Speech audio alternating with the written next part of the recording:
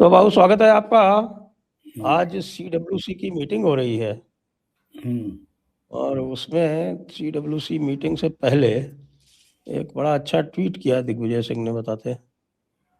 और दिग्विजय सिंह ने कहा कि हम संगठन को पुनर्जीवित कर सकते हैं और राहुल गांधी जी आप बिल्कुल ये कर सकते हैं, लेकिन समस्या यह है कि आपको कन्विंस करना बहुत मुश्किल है। अब ये कन्विंस करना क्या होता है ये पहले समझ लीजिए। दो दो शब्द आपने जो बताया ट्वीट वगैरह, उसमें दो शब्द इंपॉर्टेंट है। पुनर्जीवित करना और कन्विंस करना। तो अब पुनर्जीवित करना है तो पहले मानना पड़ेगा कि संगठन मरा हुआ है। अब संगठन मरा हुआ है तो उसका पोस्टमार्टम करना पड़ेगा। अब पोस्टमार्टम करने जाए तो प्रॉब्लम आता है कि इसको मारा किसने। ये अपने आप नेचुरल डेथ मर रहा है या आपने मारा है, किसने मारा है।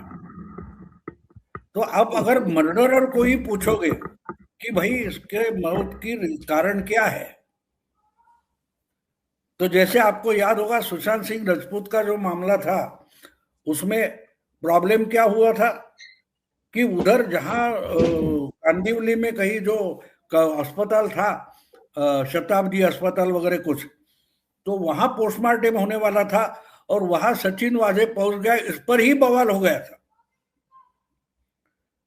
तो अब पुनरुज्जीवित करना है तो मरा हुआ मानना पड़ेगा, और मरा है तो जिसने मारा है उसको ही पोस्टमार्टम करने के लिए कैसे बोल सकते हो। तो अजीब सिचुएशन में कांग्रेस है।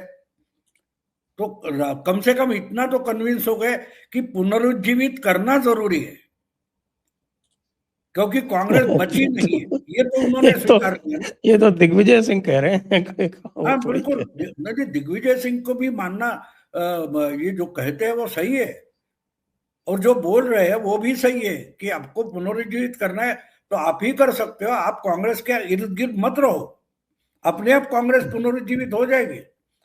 देखो, बंगाल में मरी हुई कांग्रेस ममता ने जीवित कर दी, आंध्र में मरी हुई कांग्रेस जगमोहन रेड्डी ने जीवित कर दी। तो जीवित करना पॉसिबल, लेकिन पहले गांधी परिवार को हटा लिया वहां से, कांग्रेस पुनरुज्जीवित हो गई। लेकिन नाम आप बदल गया थोड़ा सा। आप हट जाओ, ये राहुल गांधी को कन्विंस कौन करेगा। और शायद इसीलिए प्रियंका गांधी वो कोशिश में लगी हुई होगी, जो जाकर उधर चाय की चुस्की लेती है, प्रशांत किशोर से 2 घंटा कुछ बंद कमरे में बात करती है। तो शायद बहना कन्विंस कर सकती है, ऐसा कुछ लोगों को लगता है, और ऐसा कुछ प्रयास चल रहा है। अच्छा, आज तो दिग्विजय सिंह की बात करूं तो दिग्विजय सिंह तो अपने हर ट्वीट के नीचे आज जय सिया राम भी लिख रहे हैं। और ये भी उन्होंने एक पुराना फोटो जारी कर दिया, इनका नरेंद्र मोदी का 1982 का, जिसमें वो लाल कृष्ण आडवाणी के पैरों के पास बैठे हुए हैं। और उसमें कहा कि साहब की ये जो है, ये अच्छी बात है भाजपा की कि यहाँ पर कोई भी व्यक्ति कार्यकर्ता से मुख्यमंत्री और फिर प्रधानमंत्री तक बन सकता है, और यह संगठन की शक्ति है। बताइए अब क्या होगा। लगता है वो भी बाहर ये निकलना दिखा चाह रहे रहे हैं हैं। कि आप परिवार हट जाओ। देखो क्या होता है, वो जो कहानी है ना, राजा का बहुत प्यारा एक तोता होता है, अब वो मर गया है, तो किसकी हिम्मत है तोता मर गया बोलेंगे। तो बोलते हैं नहीं, वो पर नहीं उड़ा रहा है, उसकी आंखें नहीं खोल रही है, ना उसकी चोंच वो खोल रहा है, ना पैर हिला रहा है। अरे मरा हुआ है बस, वो छोड़कर बाकी सब बातें करते हैं। तो ये जो बोल रहे हैं दिखा रहे हैं कि भाई, जो नीचे वाला कार्यकर्ता है वो टॉप तक जा सकता है, अगर आप कुर्सी खाली करो तो। और ये इतने डर गए बोलेंगे। मुझे याद आता है, आपको आपने शायद पढ़ा होगा, जिस पर वो ग्लैडिएटर वगैरह फिल्म आई थी ना, हॉरवर्ड ह्यूजेस, उसका चरित्र हम्म। मैंने पढ़ा है। वो बहुत एक चमत्कारिक इंसान था, विचित्र और विक्षिप्त था, विकृत था। वो खुद को उसने बंद कमरे में रखा था, करोड़ों का मालिक था, तो उसको कोई, यानी ऐसा कहा जाता है कि उसको कोई ना कहे पसंद नहीं था, बस मैं बोल रहा हूं वो ब्रह्म वाक्य है, चुपचाप काम करो। यानी मैंने उसकी एक कहानी आपको जानबूझकर बताता हूँ, वो समझने जैसी है। एक बार उसने खुद को बंद करके रखा था, बहुत सालों से बंद करके रखा था। तो उसने अपने मैनेजर को, वो मैनेजर भी उसको फोन पर बोला हुआ था, सामने तो देखा नहीं था कभी। तो उस मैनेजर को बोला मुझे जो मेरे बंगले का हॉल है वो साफ करना है, और साफ किस ढंग से करना है उसकी डिटेल उसने कुछ 4-5 पेज की नोट भेजी थी टाइप करके, कि पूरा कमरा जो है वो स्क्वायर इंचेस में डिवाइड करो, 1 इंच साफ करो, उसके बाद दूसरा इंच साफ करो, इस ढंग से होना चाहिए। और ये छुपे एक कोई छिद्र था, उधर से देख रहा था कि क्या काम चल रहा है। वो बिल्कुल सही जो नोट्स थी उस ढंग से उस जो आया था वर्कर उसने काम किया, आगे चलकर उसने उसको जनरल मैनेजर बना दिया। क्यों? वो कमरा अच्छा साफ करता है। तो आप सोच सकते हो कि आप पूछो मत, बस ऑर्डर दिया काम करो। अगर आप सवाल पूछोगे तो आपकी नौकरी गई, इस ढंग का वो था हॉर्वर्ड ह्यूजेस। उसने फिल्में बनाई, और एक बात उसको यंग था, उसको फिल्म बना दी थी, और ये डायरेक्टर को मेमो भेजता था।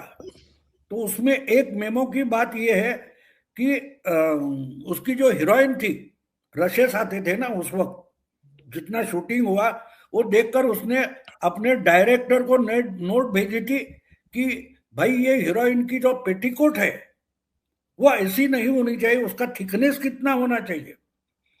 तो गुस्से में तो डायरेक्टर था वो फिल्म छोड़कर भाग गया, इसको खुद को फिल्म पूरी करनी पड़ी थी। तो कहने का मतलब है कि राहुल को समझना है तो हॉवर्ड ह्यूजेस पढ़ो आप, तो आपको पता चलेगा कि कन्विंस करना मुश्किल है का मतलब क्या होता है। अच्छा, तो मजाक ये नहीं जो कर रहा हूँ, मैं सीरियसली बोल रहा हूँ। हॉवर्ड ह्यूजेस की चरित्र है वो पढ़ो आप। तो ये अभी जो महाराष्ट्र में बीएमसी के चुनाव होने वाले हैं, तो वो बीएमसी के चुनाव के लिए राहुल गांधी की कोई नीति है, या फिर राहुल गांधी ने उसको भी किसी को आउटसोर्स कर दिया है? तो आउटसोर्स नहीं किया है, कांग्रेस अलग से लड़ना चाहती है, दो ठाकरे बंधु एक साथ आ गए हैं और बड़ा बवाल है। बीजेपी वर्सेस मीडिया, ऐसे ही लड़ाई जोरदार चल रही है। बाकी कांग्रेस हो या उद्धव ठाकरे, वो अपनी जगह खुशी से बैठे, उनको कुछ चिंता नहीं है। चिंता पूरी मराठी मीडिया को बड़ी चिंता है कि भाई क्या करोगे, लड़ना तो पड़ेगा, तू लड़ो, मैदान में उतर जाओ। हाँ। और ये अपने घर से नहीं, अब देखो अभी अभी 228 स्थानीय इकाइयों के चुनाव हो गए महाराष्ट्र में। 2 तारीख और 20 तारीख को, 21 को उसके रिजल्ट आ गए। ये 288। ठाकरे बंधु घर से निकले तक नहीं, ना पवार गैंग का कोई निकला, कांग्रेस के कुछ लोग घूम रहे थे। तो फिर से जो असेंबली का, विधानसभा का नतीजा था, बिल्कुल वैसे के वैसे आंकड़े आए। क्योंकि इन्होंने बोला कि कौन सी बड़ी बात है, बीएमसी सलामत तो म्युनिसिपल काउंसिल 50, ये संजय राउत ने बोल दिया। अब क्या करोगे? यानी इनकी उनकी पूरी पार्टी और महाराष्ट्र मुंबई तक सीमित हो गया। और राज ठाकरे को अगर उद्धव साथ लेता है तो कांग्रेस बोलती है हमको आपके साथ आना नहीं है।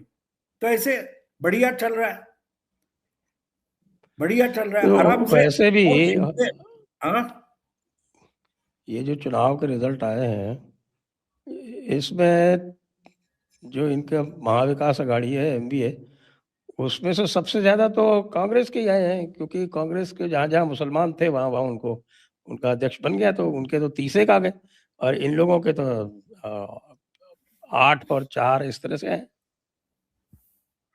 नहीं नहीं, देखो एक एक बात आप समझ लो, हैदराबाद से ओवैसी लोकसभा पे चुनकर आता है, बाकी तेलंगाना हो, आंध्र में दूसरा उसका एमपी चुनकर भी आता नहीं। तो ओवैसी तेलंगाना आंध्र से चुनकर आ गए, इसका मतलब वो पार्टी तेलंगाना आंध्र की है। तो ये खुद चुनकर आते हैं, लेकिन उनकी तेलंगाना और आंध्र में पार्टी नहीं है, ये आप समझ लो। विशाल पाटिल नाम के जो सांगली से इंडिपेंडेंट चुनकर आए, वो वसंतदादा पाटिल के पोते हैं। तो कहने का मतलब ये है कि जो कुछ एक इक्के दुक्के आए हैं ना, वो अपनी अपनी जगह पावरफुल है कांग्रेस के नेता। अब जो खुद चुनाव विधानसभा में हार गए, बाला साहब थोरात, उनके शहर की संगमनेर की काउंसिल उन्होंने जीत ली है, उन्होंने जीत लिए ना। इसका मतलब वहां कांग्रेस का एमएलए जीतेगा, तो खुद तो थोरात ही हार गए। तो पार्टी नहीं जीती है, जहां वो लीडर कांग्रेस का स्ट्रांग है वहां की काउंसिल उन्होंने जीत ली। लेकिन पार्टी करके आप अब देखो, तो अजीत दादा हो या एकनाथ शिंदे हो या बीजेपी हो, इनके पार्टियों ने जीते वो पार्टी के नाम पर जीते। और कांग्रेस के जो जीत कर आए वो लोकल लेवल पर जो एडजस्टमेंट हुई उसके तहत आए, कुछ 30 वगैरह आए, उससे भी अजीत दादा के अकेले के ज्यादा है। और पूरी एमवीए महाविकास आघाड़ी के पूरे जितने काउंसिल अध्यक्ष बने, उससे भी एकनाथ शिंदे के एमएलए अध्यक्ष ज्यादा है, और बीजेपी के तो 3 गुना ज्यादा है। तो कहने का मतलब कि पार्टी करके जो काम होता है वो है नहीं, उसको पुनरुज्जीवित करना पड़ेगा। यानी पहले डेथ सर्टिफिकेट लाना पड़ेगा कि ये मरी है, ये मरी है, ये मानना पड़ेगा ना। और फिर से उसका तो राहुल गांधी करेगा क्या, बीएमसी में वगैरह क्या करेगा? बेचारा राउत भाग रहा है इधर, बार बार फोन कर रहा है राहुल गांधी को कि कांग्रेस को हाथ मिलाने को बोलो मुंबई में। लेकिन वो नहीं, कांग्रेस की भी बात सही है। मैं मानता हूं कि कांग्रेस अगर शिवसेना के साथ नहीं जाएगी तो बिल्कुल सही है, वरना कांग्रेस की हालत समाजवादी पार्टी या अबू आजमी या ओवैसी जैसी मुंबई में हो जाएगी, 10-12 तक रुक जाएगी कांग्रेस।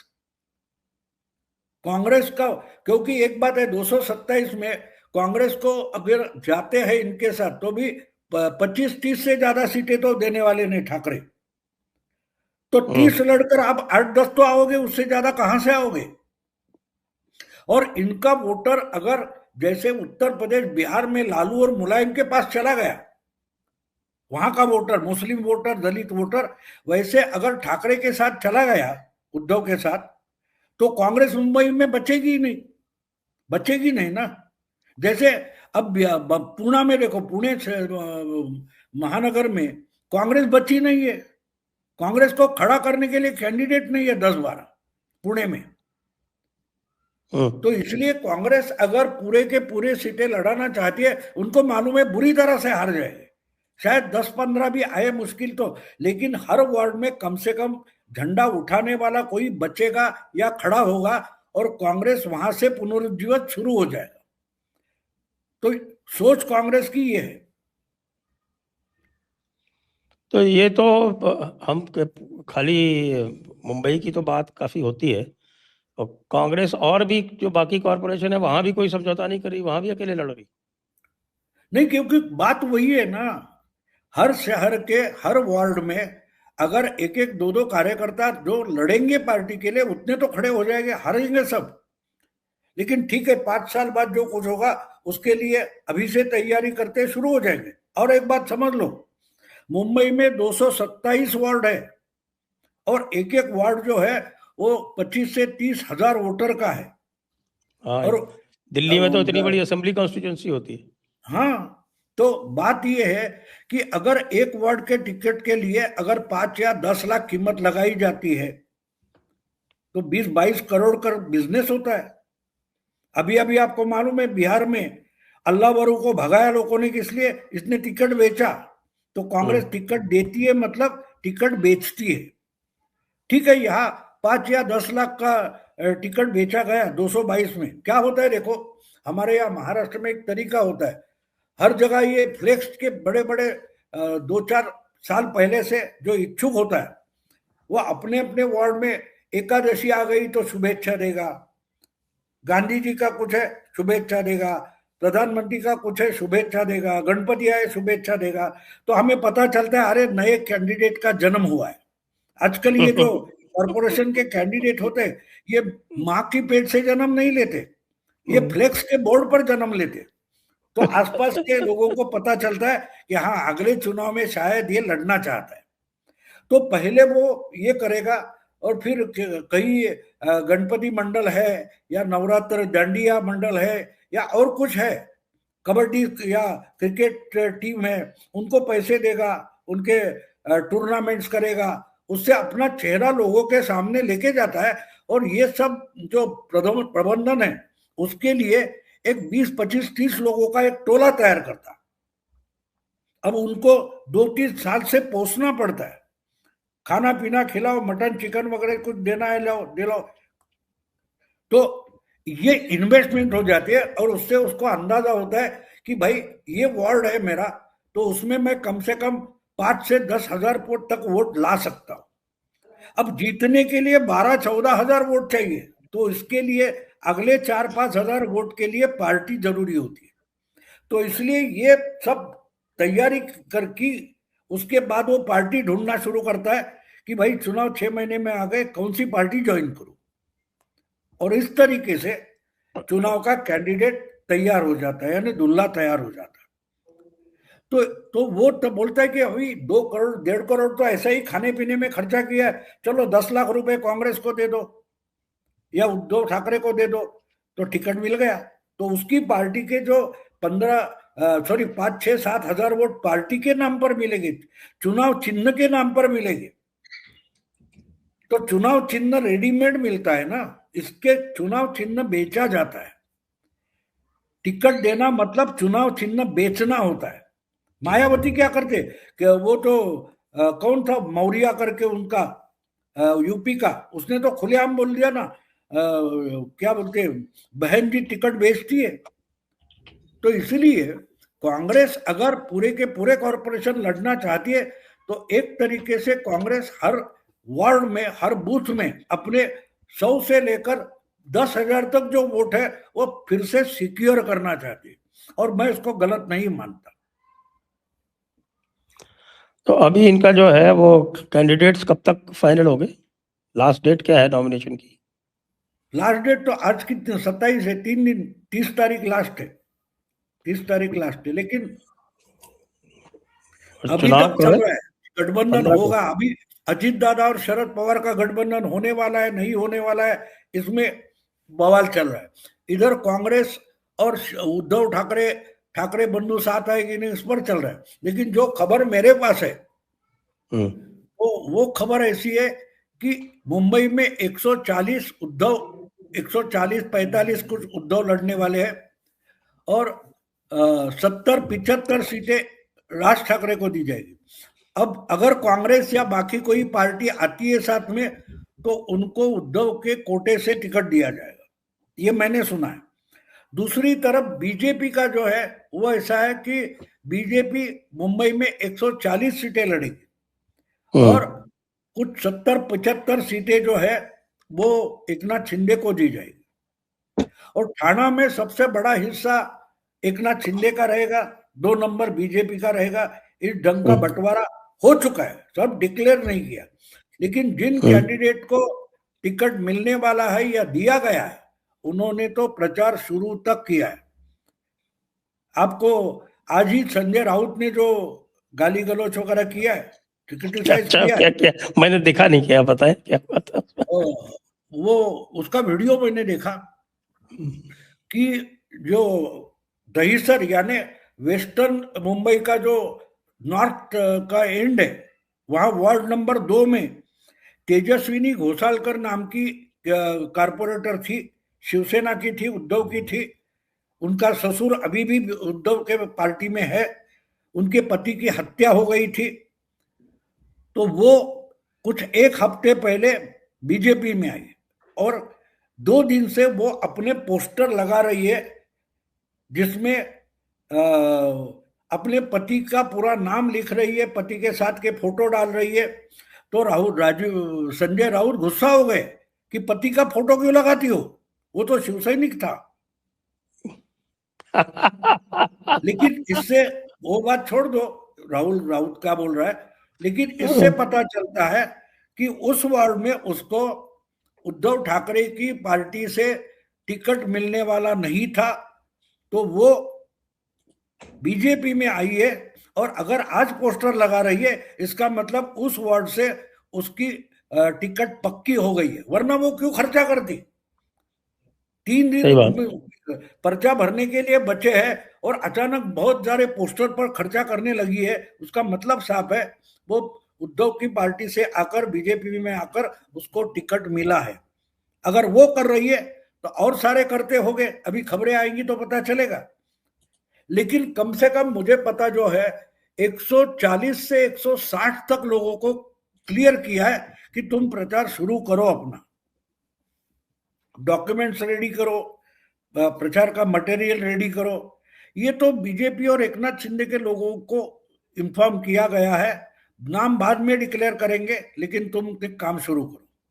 हाँ, कुछ 40-50 सीटों के नाम अभी क्लियर नहीं हुए, उसमें जो समझौता चल रहा है कुछ, लेकिन इनका तो हो गया। आंकड़ा तो आंकड़ा साफ है, 140 और 175, सॉरी 140 और 75, मतलब और यहाँ से 215 हो जाते हैं। फिर एनसीपी को भी रामदास, मिलेगा क्या कुछ? अजीत पवार हाँ, को? अजीत पवार भी लड़ेंगे? नहीं, अजीत पवार को इसलिए वो 17 सीटें अलग रखी है, उसका कारण ये है कि अगर अजीत दादा का मुंबई एक नवाब मलिक छोड़कर कुछ नहीं है, लेकिन रामदास आठवले और अजीत दादा इनको 6-8 सीटें दी जा सकती है, इसलिए 140 और 75, इसका मतलब 215 होते। अब 215 करके बचते हैं 12, तो उसमें 6-6 उनको दिए जा सकते, रामदास को 6 दिए जा सकते हैं, और तुम्हारा एक एमएलए तो 6 तुमको दे दिया अजीत दादा को। अगर, और उसमें भी एक बात की है कि उनको बीजेपी को नहीं चाहिए, क्योंकि नवाब मलिक, अगर उसका नवाब मलिक है तो हम साथ नहीं लेंगे, तो मतलब साफ है नवाब मलिक ज्यादा से ज्यादा मुस्लिम इलाके में कैंडिडेट खड़े करे अजीत दादा गुट के, ये प्लानिंग है,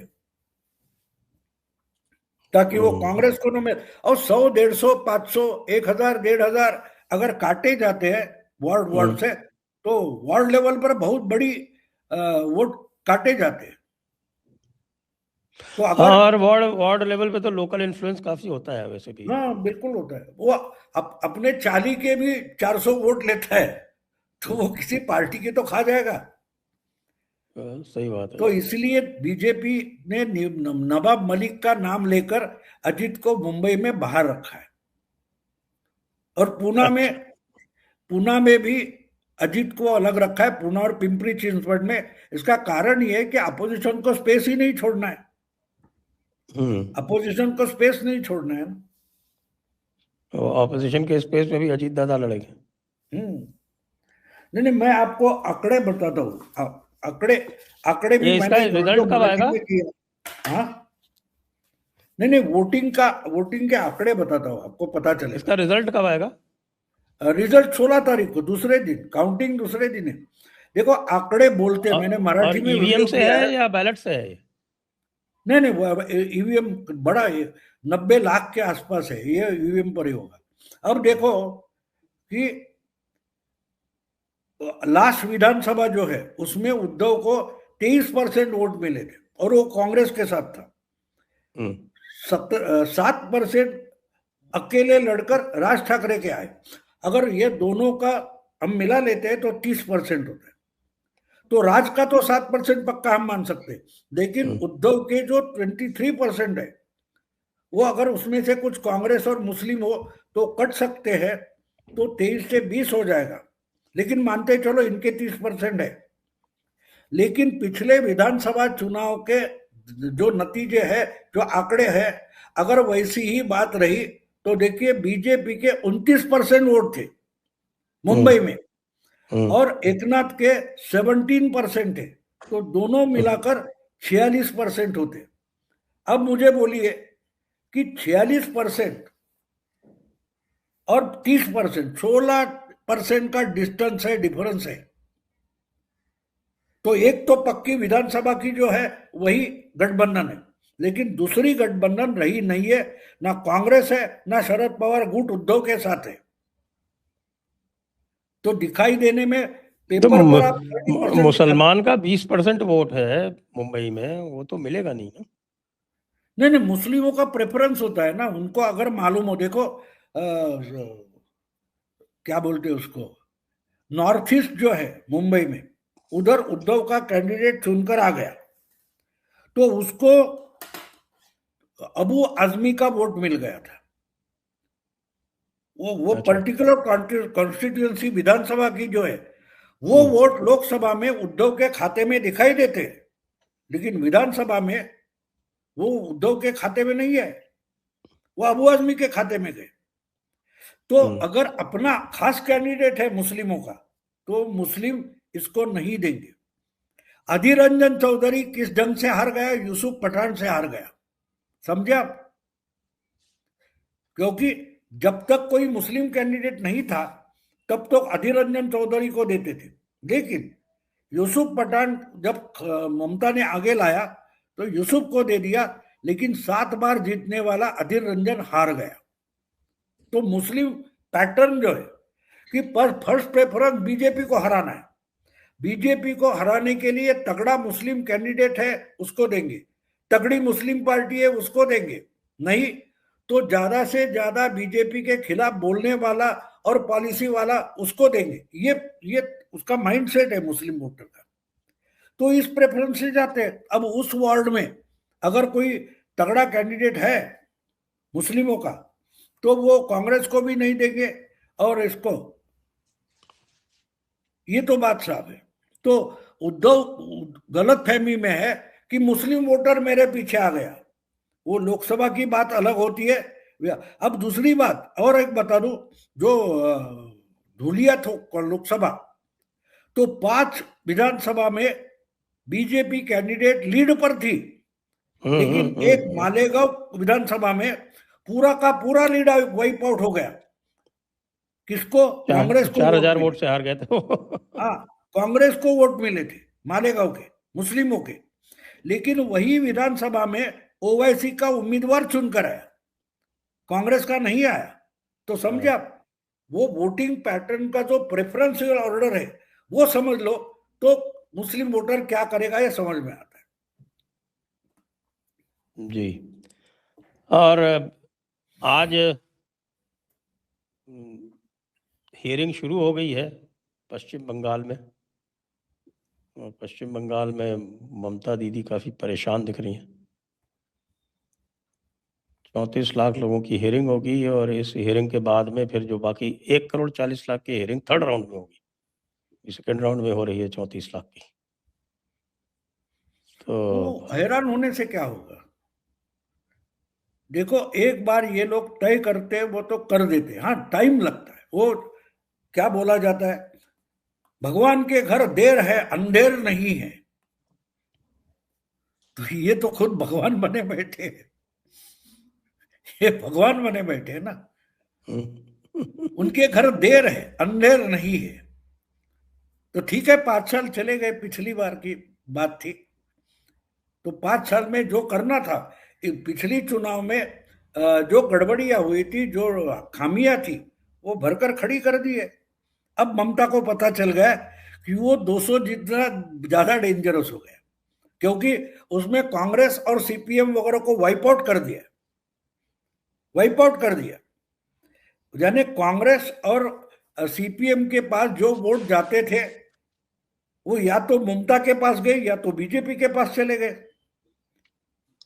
तो अगर आज आज की तारीख में वहां वोटिंग होगी, तो बांग्लादेश का जो प्रभाव है वो बहुत बड़ा प्रभाव होने वाला है, और ये हमें देखना पड़ेगा, स्वीकारना पड़ेगा। इतना छोटा नहीं है। मैं मानता हूं कि देखो, लोग बोलते नहीं, जो वोटिंग करते हैं ना वो बोलते नहीं, बोलते नहीं।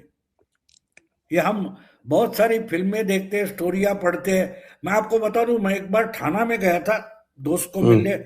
वो आनंद दिघे का जो जगह है, टिम्बी नाका, उधर वो बहुत फेमस मामलेदार मिसल है, तो हम वहां खाने गए थे। एक एडवोकेट मेरा दोस्त है, बोला चल आज तो तुझे खिलाता हूं। तो हम बैठे थे वहां, बहुत अभी वो वकील हो गया, उस वक्त वकील नहीं था, कॉलेज का लड़का था, लॉ कर रहा था। तो हम वो उस होटल में बैठकर खा रहे थे, तो वो चुपके से मुझे बोलता है, वो तीसरी टेबल पर वो एकदम गिड्डा दिखाई दे रहा है। तो बोला हाँ क्या है, नहीं नहीं, बोला उसकी तरफ देखो मत, सिर्फ ऑब्जर्व करो, ऑब्जर्व करो। मैंने बोला क्या है, लेकिन बाद में बिना बताओ। देखे ऑब्जर्व करो।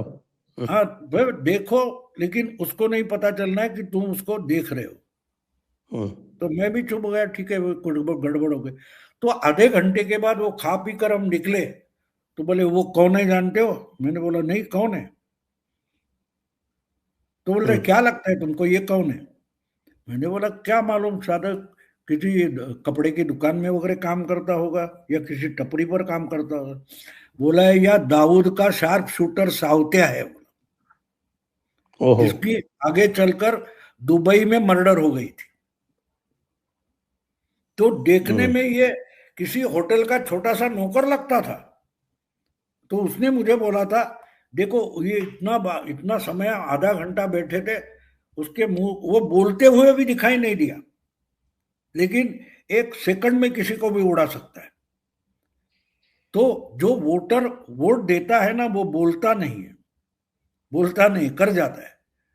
तो बंगाल में जो कुछ हो रहा है, वो बहुत सारे साउथिया उधर बैठे हैं, वो अपने तरीके से वोटिंग करेंगे।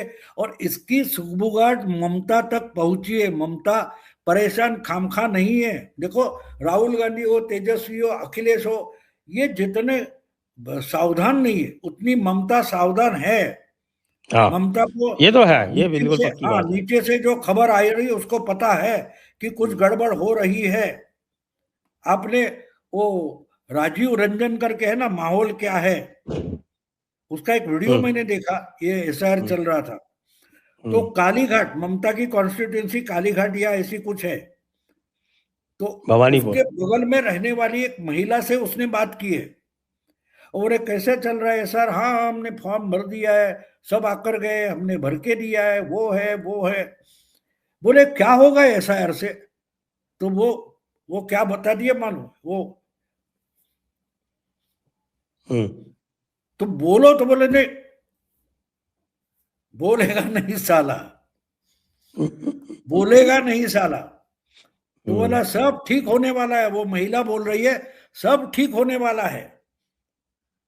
और ये बाद में बोला उसने कि ये कालीघाट मतलब ममता की कॉन्स्टिट्यूंसी है।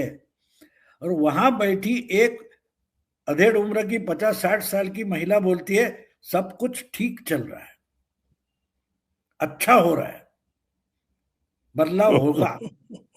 तो उसका उसका ये ममता को उतनी तो सेंसिटिव ममता है। ममता हवा में नहीं चलती, वो रास्ते की हाँ, ये कार्यकर्ता है। उसमें राहुल गांधी में बहुत फर्क तो है। वो जितनी परेशान दिखाई दे रहे ना, उसका उसका वही सिग्नल समझना, उसको जमीनी हकीकत पता चली कि ये आंदोलन वगैरह करके कुछ नहीं होने वाला है। हमको ईवीएम पर ही चुनाव जीतना पड़ेगा, और उसके लिए जितनी मेहनत करनी है करो। ये आंदोलन वगैरह वो प्रेस कॉन्फ्रेंस में बोलना बहुत हो गया, ये जमीनी है एक एक। और जिस ढंग से एसआईआर किया है उसका मतलब साफ है, हर बूथ पर बहुत तगड़ी सुरक्षा होगी, गड़बड़ नहीं कर सकते।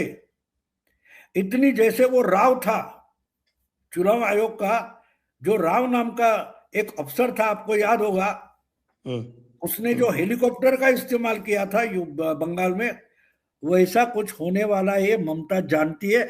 और इसलिए ममता मुझे लगता है कि डरी हुई है, डरी हुई है, हम्म। उसको पता चल रहा है कुछ तो गड़बड़ होने वाली है, और बड़ी गड़बड़ होने वाली है। और इसमें दादागिरी नहीं हो सकती ना। और जरा गड़बड़ करने की कोशिश की तो सरकार भी हटाई जाएगी, और जितना कम समय रहता है उतना सरकार हटाने से सिंपैथी भी जनरेट नहीं होगी। तो पहले ममता, मैं मानता हूं कि ममता एसआईआर में अभी सीरियस हो गई है, और जितने अपने नाम होने चाहिए हो रहे कि नहीं देखो, नहीं तो जाओ जुड़ कर ले लो, ये कोशिश में अपने कार्यकर्ताओं को लगाया होगा, ऐसा मुझे लगता है। जो कुछ खबरें मैं देख रहा हूं उससे मेरा निष्कर्ष ये है कि ममता बहुत डरी हुई है। और आपका ये मानना है कि जो बांग्लादेश में जो कुछ भी हो रहा है उसका वोटर के ऊपर अंतर पड़ेगा? बिल्कुल होगा, बिल्कुल होगा। अरे महाराष्ट्र में हो रहा है।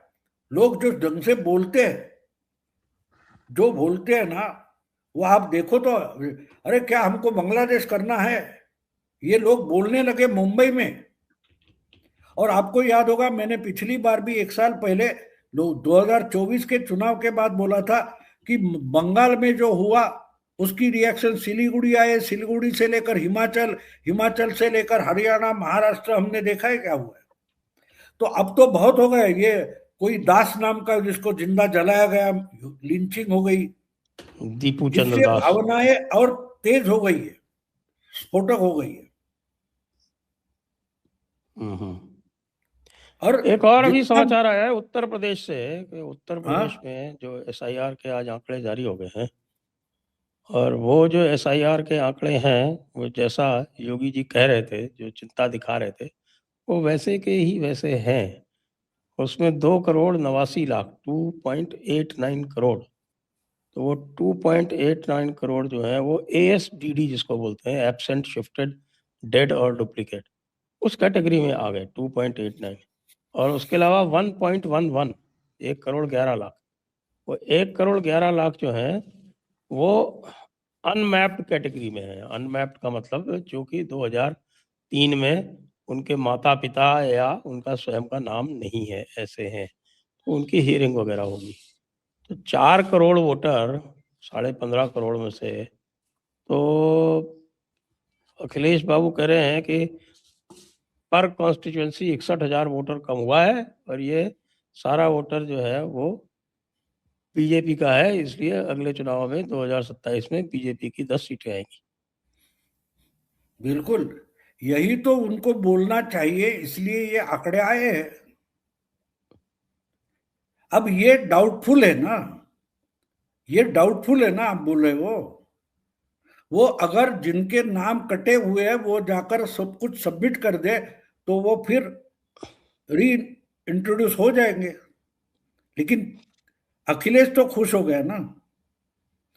तो कभी कभी सामने वाले को ललचाना भी जरूरी होता है। सब पत्ते खोले नहीं जाते, सब पत्ते खोले नहीं जाते। तो ये आज दिखाने के लिए किया, बाद में वो रहेंगे। मैं नहीं मानता कि अमित शाह और योगी वगैरह मिलकर भी ऐसा कुछ इनके ही वोटर काटे जाए। हाँ, खबर आ सकती है, क्योंकि ऐसे खबरों से राहुल गांधी वगैरह, उद्धव ठाकरे, संजय राउत खुश हो जाते हैं। तो उनको खुश रखने के लिए भी कुछ करना पड़ता है। अभी कांग्रेस वहां पर एक धन्यवाद यात्रा निकालने वाली है। आप हाँ, लोगों ने हमको 6 सीटें जिता दी, 17 जो हम बीस लड़े थे। 20 महीनों के बाद।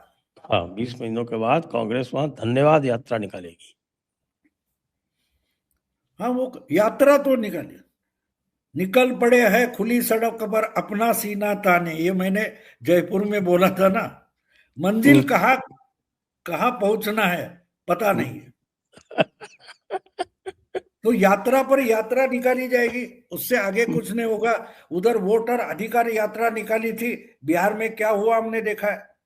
यात्रा निकालना गलत नहीं है, देखो, यात्रा निकालना गलत नहीं है, लेकिन उसका कोई मकसद होना चाहिए। मकसद होना चाहिए। इनके पास कोई मकसद है नहीं। चलो आ गया जर्मनी वगैरह देखकर, अब क्या करो, चलो थोड़ा हाथ पैर जरा खुले होने चाहिए, चलो यात्रा पर निकल जाए।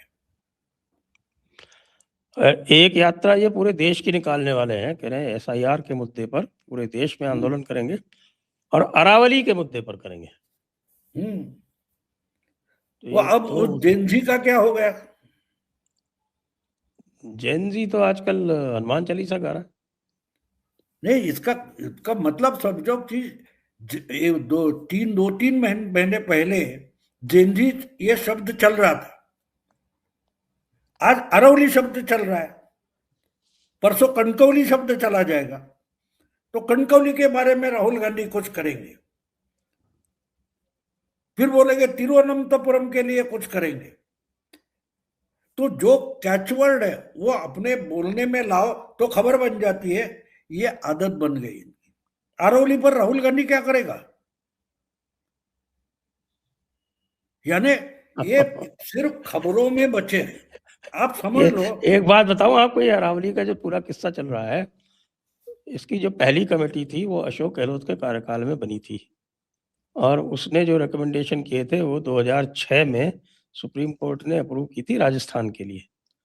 तो ये राजस्थान में ये जो परिभाषा है, ये 2006 से चल रही है, जिसको अब सुप्रीम कोर्ट ने लागू कर दिया है गुजरात और हरियाणा और दिल्ली के ऊपर। तो अभी इसकी तो कोई बात ही नहीं कर रहा कि साहब, ये तो अशोक गहलोत जी की परिभाषा है।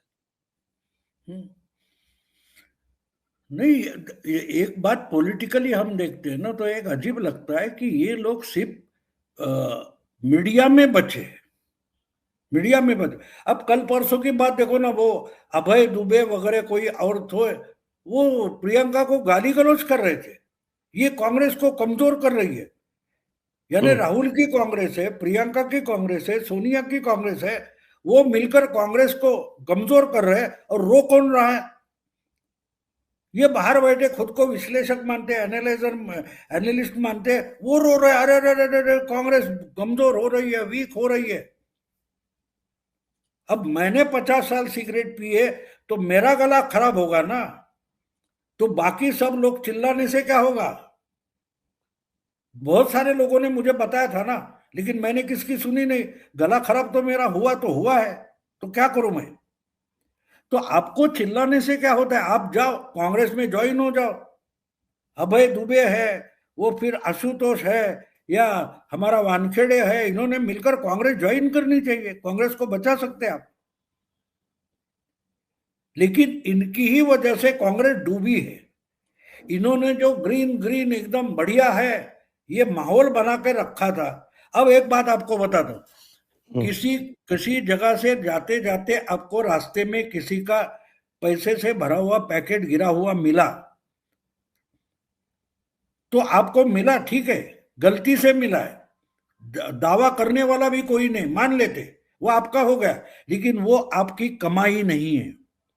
अगर उस पर से आप ऐश शुरू कर देते हो, तो वो जिस दिन खत्म हो जाता है, रास्ते पर भीख मांगने की तब समय आ जाता है, क्योंकि वो पैसा उड़ाने में आप मेहनत करना भूल जाते हो। 2024 में बीजेपी के कुछ लोगों ने आलसी ये किया, कुछ लोगों ने गड़बड़ अंदरूनी की, उसका फायदा इनको मिला है। इन्होंने चुनाव जीता नहीं है, बीजेपी के अंदरूनी गलती के कारण इनको कुछ 99 सीटें मिली है, या बीजेपी के घटी है। ये आपके मेहनत का परिणाम नहीं था, लेकिन आप बोले देखो हम तो बड़े तगड़े हो गए। तो वो देखो, एक एक बच्चा, आप भी स्कूल गए, मैं भी गया हूं, हमारे क्लास में अगर एक बड़ा स्कॉलर बच्चा है और वो किसी कारण से बीमार होगा, या कुछ उसने आलसी ये किया, लिथार्जिक रहा हो, और एक समय में शायद वो पीछे पड़ गया, और मैं या आप में से कोई होगा वो एक नंबर पर आ गया, तो हम बोलेंगे हम स्कॉलर हो गए।